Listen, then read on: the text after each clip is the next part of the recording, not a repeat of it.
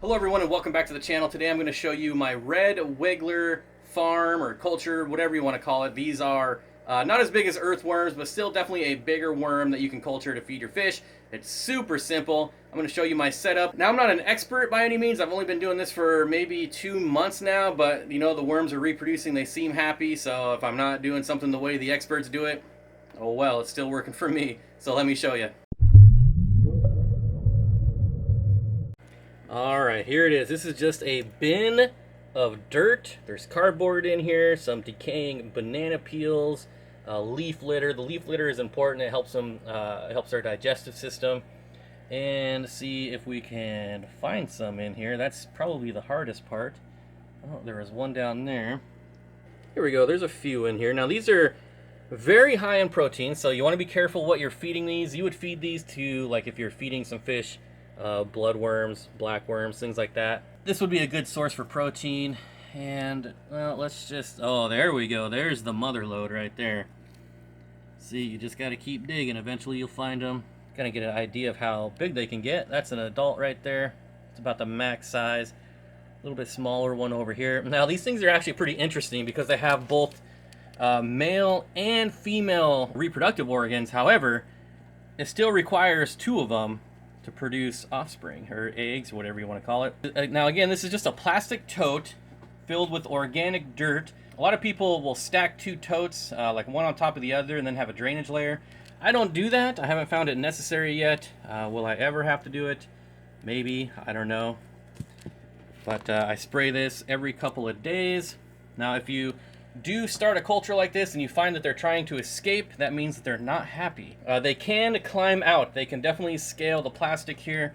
So you want to make sure they're happy because you don't want these things getting out and getting everywhere. You end up with a bunch of dried up worms.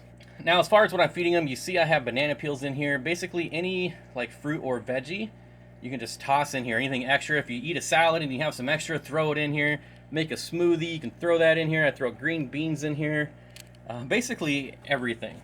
Now a lot of people use newspaper. Again, I use cardboard because I don't know, I just don't like the ink in the newspaper, and yeah, I'm sure it's alright, a lot of people use it, but I just why have those extra toxins?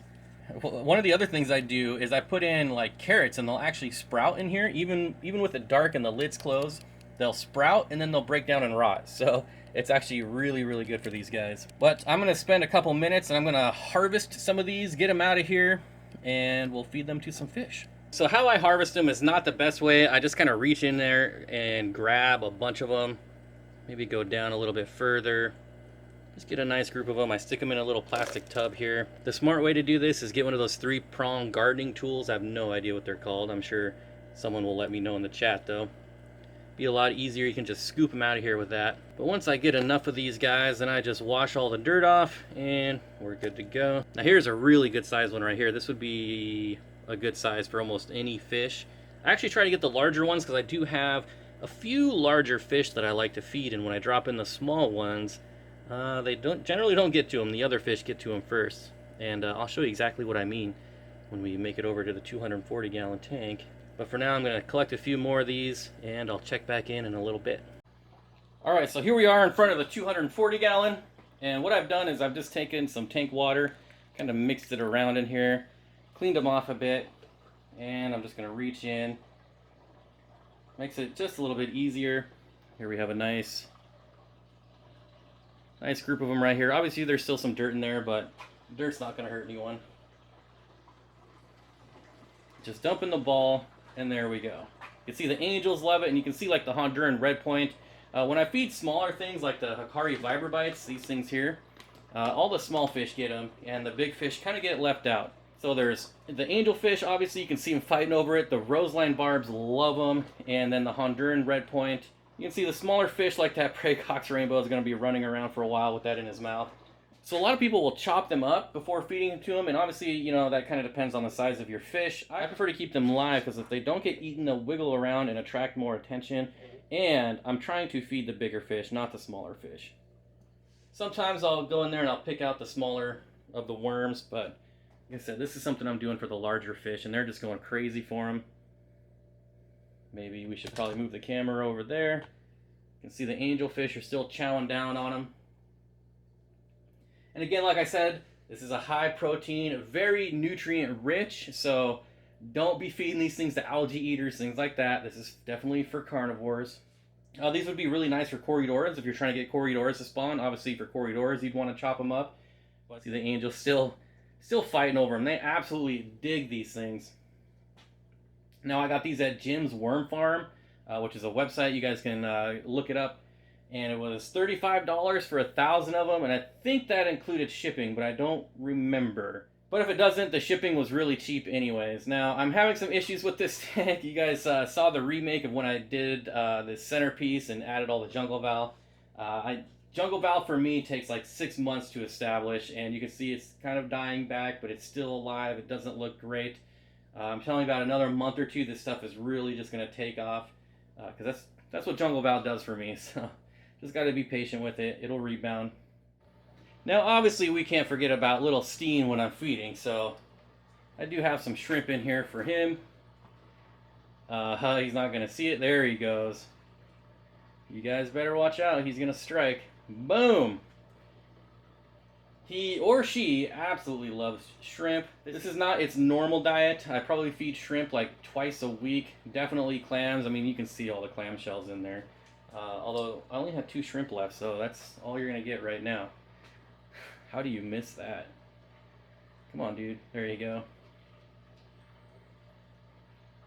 These angels, man, they're playing a game of life and death every time I throw shrimp in there.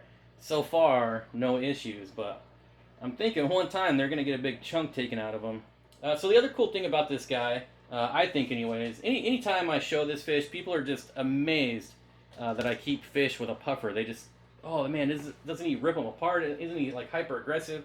That's never been the case with my boot puffers, from what I've seen. Obviously, Corey's had a couple of them, like 3 or 4 of them over his, fish keeping career. This is my first one. Never any issues. If you put Corridoras in here, they'll pick off Corridoras on accident when they're going for shrimp. So I don't do Corridoras in here. But the cool thing is, there are plecos in here, and he never touches them. So they're okay with community fish, okay with plecos. Theoretically they're okay with Corridoras, but they will get eaten every once in a while. So just keep that in mind. But not on purpose, not an aggressive thing, just on accident. All right, so I'm going to show you real quick what I mean about what I do with carrots in here, and this is just pure anecdotal. It's nothing, important. But I just stick them in the dirt like that. They will actually sprout and get very bushy and then obviously die off because there's no light in here, normally when the lid's closed, right? And then you have all these breaking down organics that the fish just love. It's really good for them. And I just think it's kind of funny. It's the only reason I do it. I'm always bringing carrots down here anyways for my dubia roaches, which are these guys over here. Now, don't judge me. This container hasn't been cleaned out in a while, and it desperately needs it. It's on the list of things to do, but, I just throw carrots in here for them. They dig them. Should be quite a few in here. There you go. Look at all these guys. This is actually really good for puffers as well, but most of these end up getting fed to my reptiles. There you go. So much better than crickets. See if I can freak anyone out by, like, I don't know, can I pick one up? There you go. Nice big female here. So I think I misspoke earlier now that I'm thinking about it. I said that they're not as big as earthworms. Red wigglers are earthworms. What I meant to say is they're not as big as night crawlers. Night crawlers. So, but I just wanted to correct myself because people are always correcting me in the comments, and they're probably going to correct me anyways because I said that a lot earlier in the video. But oh well. Alright, so like I said, this bin is not best practice, but it does work for me. If you really have these guys going and you were doing everything that the pros do, the drainage, all that stuff, they will double in population every 3 months. That's insane. That's way too many worms for me. I couldn't even handle that many worms. So this works for me. They don't produce super fast, but they produce fast enough. But I think this is pretty cool. It's just something you don't see very often in the fish community. A lot of people are doing white worms, micro worms, blood worms, black worms, all these smaller worms, and then they forget about these super easy red wigglers. I would definitely check them out. Alright guys, that's going to do it for this video. I hope you enjoyed my bin of worms. Don't forget to hit that thumbs up button if you like this video. Again, I got these at Uncle Jim's Worm something.com. Just Google it. Well, actually, I'll just put a link out of it in the video here too, right? Super awesome worms. Check them out. If you're doing a lot of fish, if you're breeding, very easy, super cheap. Gotta have them. Go get them. I'll see you all next time.